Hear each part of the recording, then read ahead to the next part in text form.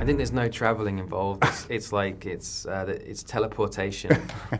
Because I don't think there's, you know, I don't know how you, like if someone had told me when we were making that low budget film, like we were in a van and there was just 5 of us, it was such a small film.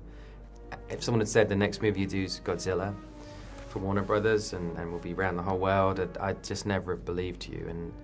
And the thing that I think you have to just block out, like you have to make film, you have to convince yourself, even though you're lying, that this is like some passion project just for you. And like Thomas, the producer, he's a big Godzilla fan as well. And you know, within just a handful of people that are making the movie that you deal with every day, we would all say that this is for us, you know, we're going to do what we think's right. And then you hope, you know, if you're right, you hope that there's enough people like you out there that the film will be a success.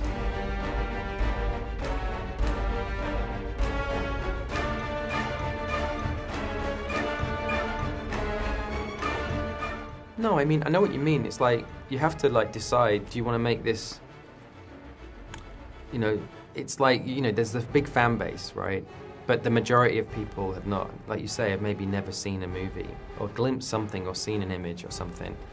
And I feel like the ultimate like result would be, instead of making this for the fans, like you make it for the non-fans. I mean, really, this film, you could say, is made for people who've never seen a Godzilla, couldn't care less about Godzilla, and they glimpse something on the internet or a poster or some friend takes them to the cinema or whatever, but they end up going to see it.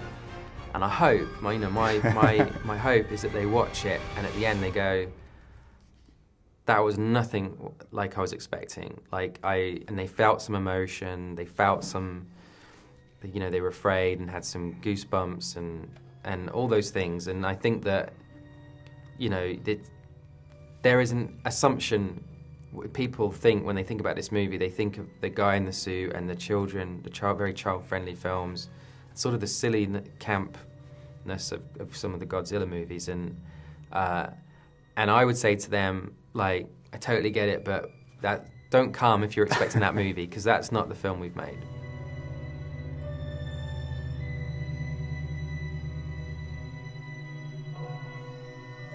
Yeah, I mean, you'd have to speak to Alexander about his inspiration, but it is a lot of, I'd say if it had a quality most similar to another composer, it's Bernard Herrmann, feels good, yeah.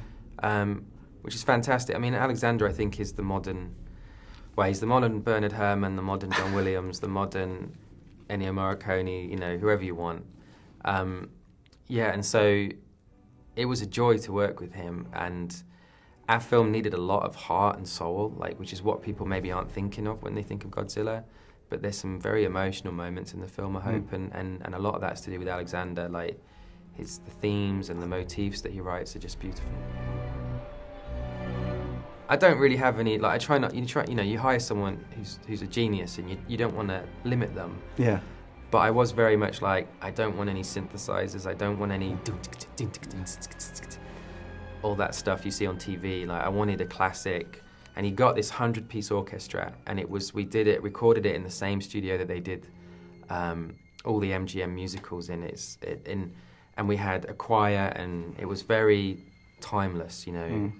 And it had all those qualities from all those movies that I grew up with. It was pretty exceptional. Wow.